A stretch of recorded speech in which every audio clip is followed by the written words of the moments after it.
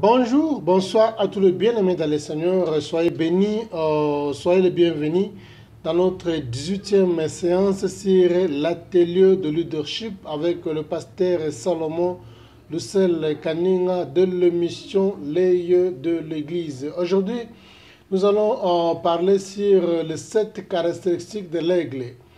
J'avais promis que nous allons parler sur l'aigle parce qu'il est vraiment impossible de parler sur le leadership sans pour autant parler sur l'aigle qui est aussi identifié dans la Bible comme étant le symbole de leadership.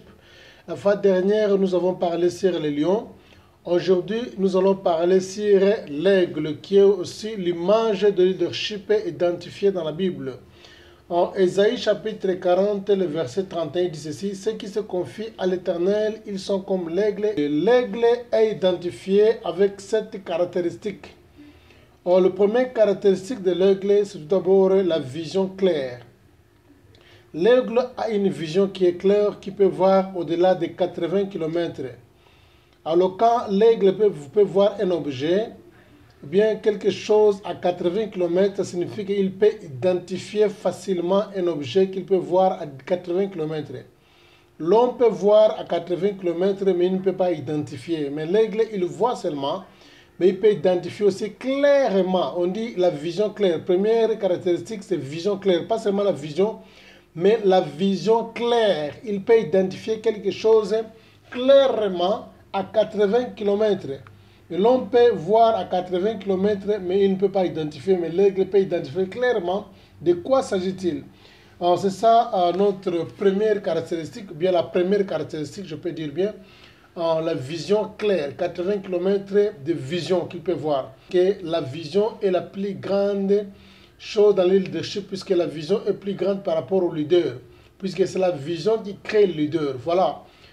C'est pourquoi l'aigle, quand on dit, il incarne le leadership, puisqu'il a la vision claire, il peut voir au-delà de 80 km, et c'est la vision qui est plus grande que le leader, parce que la vision crée le leader. Bien, la deuxième caractéristique de l'aigle, il est sans peur. L'aigle n'a pas peur, il n'a jamais eu peur. C'est un oiseau, je disais, un oiseau qui peut affronter n'importe quel animal qui pèse plus que lui. Et il peut les transporter avec ses ailes. Il transporte les choses qui pèsent, bien un animal qui pèse plus que lui. Il n'a pas peur de les affronter et il n'abandonne pas son attaque jusqu'à ce qu'il obtienne un résultat. Je dis bien, je reprends ça. La deuxième caractéristique, c'est l'aigle est caractérisé par sans peur. Il n'a pas peur, il est sans peur. Il peut affronter un animal qui pèse plus que lui. Il peut aussi le transporter avec ses ailes. C'est ça. Nous avons dit aussi dans le leadership que les leaders, ce sont des gens qui s'exposent seuls, ils n'ont jamais eu peur. Si quelqu'un a peur d'être arrêté parce qu'il est en train de défendre une cause, c'est-à-dire il est loin d'être leader, il a encore un disciple, puisque parmi des caractéristiques d'un leader, c'est-à-dire ce sont des gens qui n'ont pas peur, qui ont exposé leur vie au monde et ils sont prêts à accepter n'importe quel prix pour atteindre leur vision, c'est ça. Alors si tu as peur dans ta vie pour quelque chose que tu fais qui paraît juste, alors il faut vite comprendre que tu es loin d'être leader, tu es encore disciple. Il y a encore la troisième caractéristique, c'est la tenace. La tenace, c'est la troisième caractéristique de l'aigle. L'aigle, quand il y a l'orage, par exemple, le ciel est oragé, il y a l'orage au niveau du ciel. Quand le vent souffle tellement fort, tous les oiseaux, ils s'enfuient. Ils restent loin, ils cherchent des abris pour rester pendant tout ce temps de l'orage. Quand le vent souffle fortement, le vent impétueux, tous les oiseaux se déplacent et ils s'enfuient.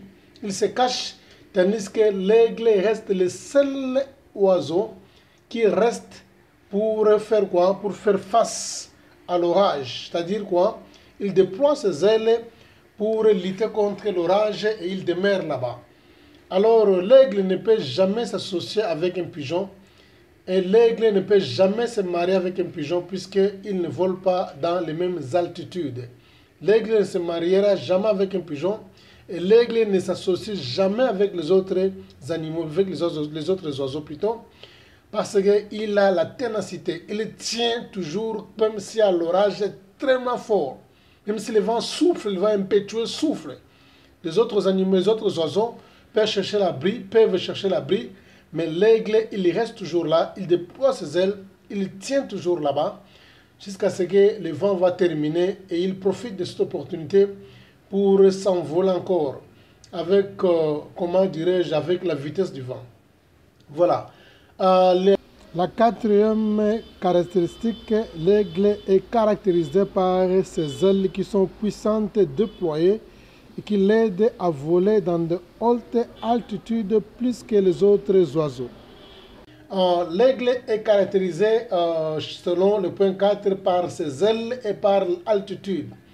L'aigle peut voler au-delà de 10 000 feet. En anglais, on parle de 10,000 feet en anglais. 10,000 feet en anglais est équivalent à 3 km. Et la science dit que non, l'aigle peut voler dans les altitudes de 3 km à 6 km. C'est presque l'altitude que vole l'avion jet.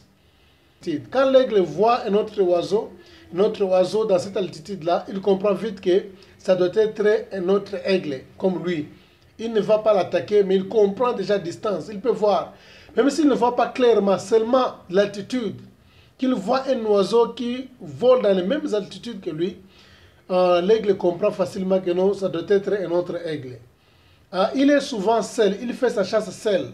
Nous sommes toujours au quatrième point, on passe les ailes et l'altitude. Il est toujours seul et il fait aussi sa chasse seul. Quand je parle, il est seul toujours, c'est-à-dire quoi? Il croit en lui-même, il a la confidence.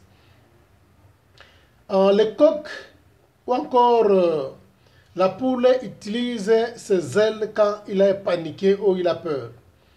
Mais la poule a les ailes aussi, le coq a les ailes comme l'aigle, mais le coq n'a jamais utilisé ses ailes. Le coq utilise ses ailes lorsque vous le paniquez, seulement lorsqu'il a peur.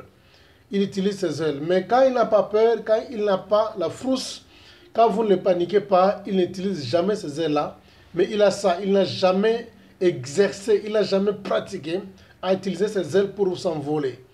Voilà, c'est-à-dire il y a d'autres leaders qui ont des ailes, comme les coqs, comme la poule, mais ils n'ont jamais utilisé ça. Ils utilisent ça seulement lorsqu'il y a la frousse, lorsqu'il y a une situation, lorsqu'il y a la panique. C'est alors qu'ils peuvent utiliser leurs ailes. Le cinquième point, ou encore la cinquième caractéristique de l'aigle, il ne mange pas la proie morte. Ou quelque chose, bien un animal qui est attaqué par un autre animal, l'aigle ne mange pas ça. Il ne mange pas une viande qui est déjà morte ou qui ne vient bien encore une proie qui est abattue par notre oiseau, encore par notre animal, ou bien attaquée par notre animal. L'aigle ne mange jamais ça. L'aigle mange que ce qu'il attaque lui-même, ce qu'il tue lui-même. Il mange aussi la viande fraîche, puisque là, dans le leadership, ça nous montre la confidence. C'est découvrir seul. Et il croit en lui-même. C'est ça, comme nous avons dit que la leadership, c'est la confidence. C'est se découvrir et se croire en lui-même. Si tu ne crois pas en toi-même, tu n'as pas encore de caractéristiques de leadership. C'est ça notre cinquième point. Le sixième point, ou encore la sixième caractéristique de l'aigle, c'est la vitalité. L'aigle peut vivre au-delà de 30 ans. Vitalité, sixième point. L'aigle peut vivre au-delà de 30 ans. Et à 30 ans, son corps commence déjà à se fatiguer. Quand son corps commence à se fatiguer, il n'abandonne pas facilement sa vie.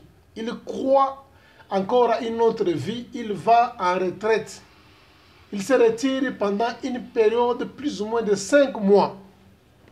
Quand il se retire plus ou moins à une période de 5 mois, qu'est-ce qu'il fait? Il va dans de hautes montagnes, là où il y a le rocher, nous savons ça, il se gratte, jusqu'à ce que ces plumes vont se détacher et il va attendre pendant une période de 5 mois pour avoir de nouvelles plumes.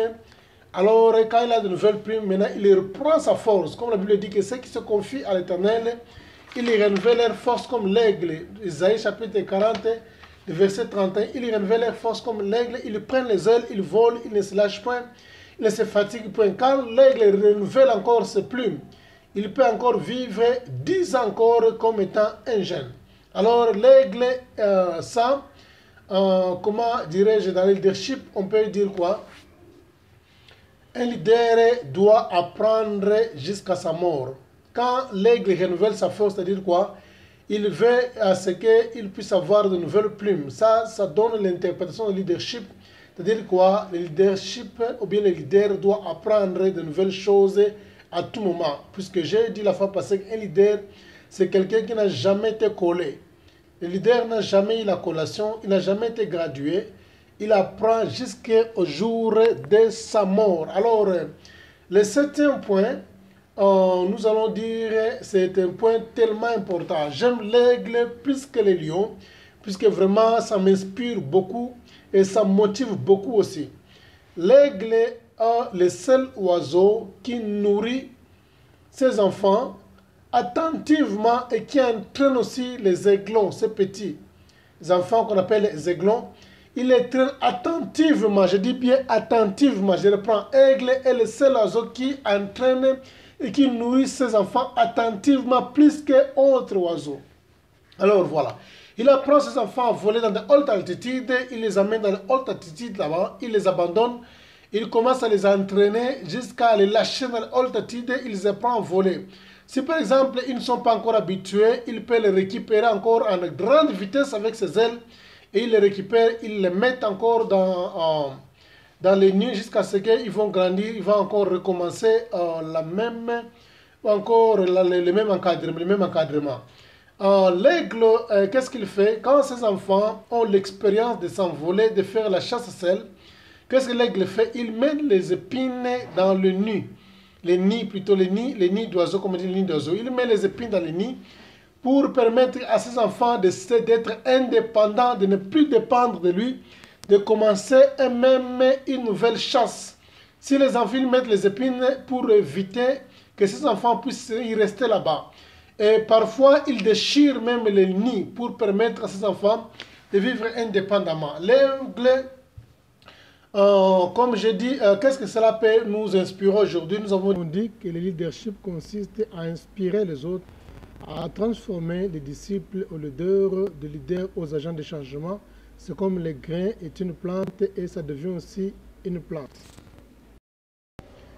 Bref, c'est grâce à son système de croire que l'aigle peut avoir les 7 caractéristiques. Et nous avons dit que le leadership, c'est le believing system, c'est le système de croire. On dit que le vrai leader n'investit pas dans le bien matériel, mais le vrai leader investit dans les gens à travers l'encadrement, à travers la connaissance et la formation.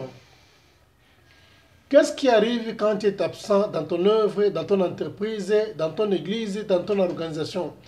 On remarque la puissance de leadership ou les caractéristiques d'un leader quand il se déplace, quand son œuvre émerge très bien, quand son œuvre prospère très bien. Là, par contre, là, on peut conclure que non, vraiment, il avait des caractéristiques d'un leader. Puisque aucun parent peut envoyer son enfant à l'école pour échouer. Quand les parents dépensent beaucoup d'argent pour envoyer les enfants à l'école, ils s'assurent que les enfants doivent réussir. C'est de la même manière, Dieu a un plan merveilleux. Dieu n'a jamais envoyé une personne pour échouer sur la terre. Si vous échouez, c'est votre choix. L'échec, c'est votre choix. Ça n'a jamais été le choix d'un parent envers l'enfant et ça ne sera jamais aussi le choix de Dieu envers ses enfants.